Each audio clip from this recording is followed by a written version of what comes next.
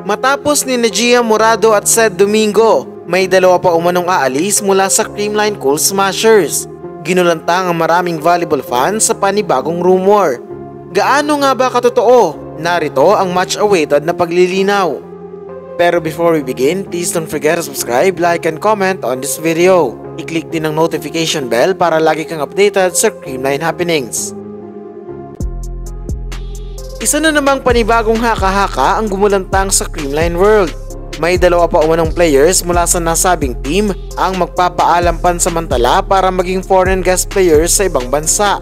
Ito'y matapos magimbal ang lahat sa desisyon ni Gia Morado na iwanan ng Cool Smashers para maging bahagi ng Japan Division 1 team na Denso Airibis.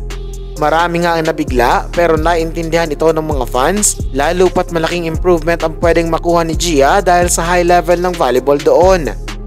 At nito lang mga nakaraang araw, ibinunyag na din ng CCS management na aalis na si Sed Domingo para maging import naman sa Thailand. Ito nga ang dahilan kung bakit dalawang games nang hindi naglalaro ang nasabing player para sa kanyang mother team. Nakakalungkot man ang balitang ito pero unti-unti na itong tinatanggap ng mga taga-suporta dahil para naman daw sa ikakagrow ni Sed ang kanyang desisyon. Pero nang akala ng lahat na tapos na ang transfer rumors, panibagong balita na naman ang sumiklab sa social media. Aalis na din umano ang dalawa pang key players ng Cool Smashers para mag-pursue ng career abroad. Ito nga ay sina 4-time PVL MVP Alyssa Valdez at 2019 PVL Open Conference MVP Gemma Galanza. Napapabalitang magiging import din ang dalawa sa Thailand, lalo pat kulang pa sa Asian quota ang ilang mga teams doon kahit pa nalalapit na ang Thai Volleyball League. Well, hindi na rin bago para kay Phenom na kunin sa Thailand dahil minsan na rin itong naglaro para sa 3BB kasama si Dao Kaupin kung saan nagtapos sila sa ika-4 na pwesto. Madali na nga lang kung tutuusin para kay Alyssa na mag-adjust, lalo pat ilang beses naman na itong naging import sa ibang bansa. Pero duda ang marami sa rumor na ito dahil kakagaling pa lang ni Phenom sa injury at wala naman umanong team ang may gustong kumuha ng player na medyo nagre-recover pa. Posible umano itong mangyari kapag mas naging maayos ang lagay ni Valdez at unti-unting bumalik ang kanyang dating form. Para naman kay Gemma, kung totoo ang balita ay first time magiging import ng high flyer.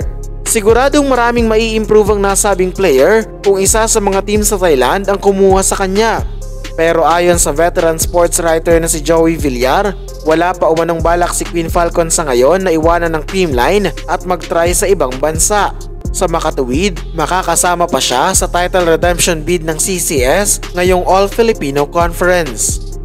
Ayon naman sa ilang fans, kung totoo man ang bali-balita ay karapatan naman umano ng dalawa na mag-grow kaya suportahan na lang dapat sila.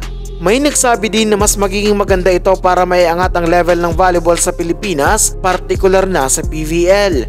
Malalim pa naman umano ang bench ng CCS at kahit sino ay pwedeng bunutin at gamitin ni Coach Sherwin sa loob ng court.